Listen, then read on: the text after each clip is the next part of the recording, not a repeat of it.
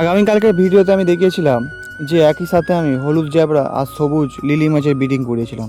আর আজকের ভিডিওতে আপনাদের দেখাবো যে সেই হলুদ জ্যাবরা মাছ ঠিক কী পরিমাণ ডিম দিল, আর তার সাথে সাথে দেখাবো আমার নিমতলার পুকুরে সুন্দরী বেলুনমলি ঠিক কী পরিমাণ বাচ্চা দিয়েছে।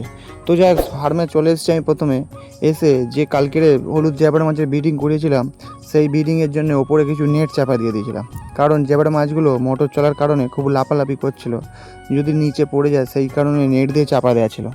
নেটগুলো সরাতে মাছগুলো খুব দৌড়দৌড়ি করছে, আর মাছগুলোকে দেখে আমার মনে হচ্ছে যে মাছগুলো কিন্তু ডিম দিয়েছে, তার কারণ মাছগুলোর পেট কিন্তু বেশ খালি খালি মনে হচ্ছে।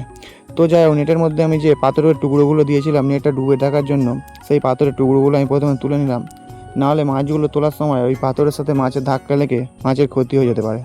তারপরে গামলি করে অল্প কিছুটা পরিমাণ জল আমি আস্তে আস্তে তুলে নেবো বড় গামলিতে, তার কারণ মাছগুলো সব তুলে এবারে বড় গামলির মধ্যে রাখতে হবে। তো যাই হোক, গামলির সাথে জল তুলতে তুলতে বেশ কিছু মাছ কিন্তু ওর সাথে উঠে আসছে। তো এরম করে করে গামলির মধ্যে বেশ কিছুটা পরিমাণ জল তুলে নিয়েছি। এবারে আমার ছোট হাত নেট দিয়ে সব হলুদ জ্যাবরা মাছগুলো আমি আস্তে আস্তে তুলে নেবো। যেহেতু জ্যাবরা মাছ ভোরবেলা ডিম দেয়, সেই কারণে আজকের শুধুমাত্র আপনাদের দেখাতে পারবো জ্যাবরা মাছ ঠিক কী পরিমাণ ডিম দিয়েছে।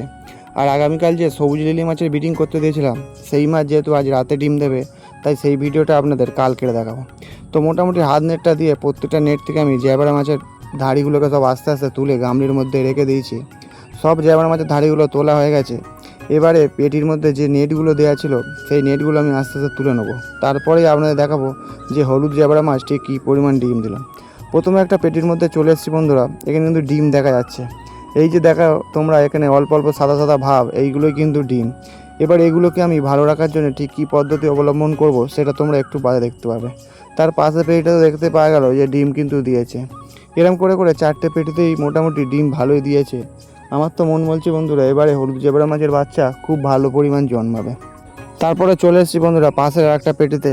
এবারে আমি কি করছি শুধু একবার দেখো, আমার হাতটা নিয়ে ভালো করে জলটাকে আমি নাড়িয়ে চাড়িয়ে গুলিয়ে দিচ্ছি, যার ফলে কী হবে জ্যাবরা মাছের যে ডিমগুলো আছে সেই ডিমগুলো পেটিটা চারদিকে ছড়িয়ে যাবে। এর ফলে কী হবে যে জ্যাবরা মাছের ডিম পচার সম্ভাবনা খুব কম থাকবে, কারণ যদি একটা ডিম পচে যায় তাহলে কী হবে সেই ডিমটার সাথে অন্য ডিমের টাচ না হয়ে থাকলে তাহলে পাশের ডিমটাও আর পচবে না। আর এদিকে দেখো লিলি মাছের যে ব্রিডিং করতে দিয়েছিলাম কচু পাতা দিয়ে, সেইগুলো এখনও হচ্ছে। আজ রাতে ওরা ডিম দেবে, সেগুলো আগামীকালকের ভিডিও দেখতে পাবেন। আর গামলির মধ্যে যে মাছগুলো আছে এইগুলো সব আমি বাড়ির পুকুরে নেটে আবার ছেড়ে দেবো। তারপরে চলে যাব নিমতলার পুকুরে। তো বন্ধুরা চলে এসেছি নিমতলার পুকুরে।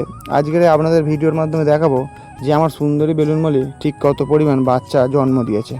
তো আমি গামলিটা প্রথমে পুকুরের মধ্যে ফেলে দিয়ে আমার হাত নেটটা আমি সোলার পেটির ওপর ফেলে দিলাম। তারপরে আস্তে আস্তে নেমে চলে যাব যে নেটটাতে আমি সুন্দরী বেলুনমলি মাছ রেখেছিলাম। তো চলে এসেছি আমি সেই নেটটার কাছে। দেখো এখানে যে বেলুনমলিগুলো সব ঘোরাঘুরি করছে। মাছগুলো যখন তুলে এক কোণে জড়ো করবো তখন দেখতে পাবে যে এর মধ্যে ঠিক কী পরিমাণ মাছ আছে। দেখো বন্ধুরা মাছগুলো সব এক কোণে জড়ো করে নিয়েছি, আর এখানে বেশ ভালো পরিমাণই বাচ্চা মাছ আছে, সব দেখেই বোঝা যাচ্ছে।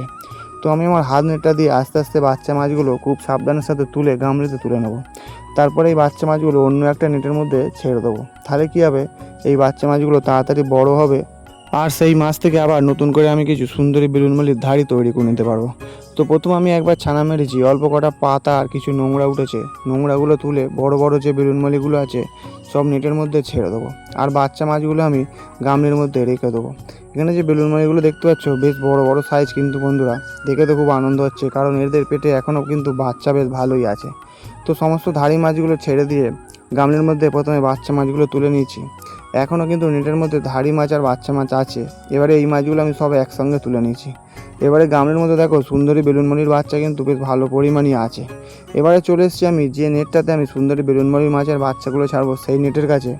এবারে আমার হাত নেটটা সব বাচ্চা মাছগুলো তুলে আস্তে আস্তে পুকুরে ছেড়ে দিচ্ছি। এবারে তোমরা বুঝতে পারবে ঠিক কত পরিমাণ বাচ্চা নেটটার মধ্যে ছাড়া হচ্ছে। দেখো এখনও কিন্তু বাচ্চা মাছ হু করে বার হচ্ছে নেট থেকে।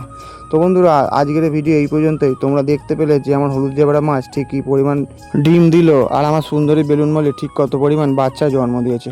তো ভিডিওটি যদি ভালো লাগে তাহলে একটি লাইক করবেন, আর চ্যানেলটিকে সাবস্ক্রাইব করে পাশে থাকবেন বন্ধুরা।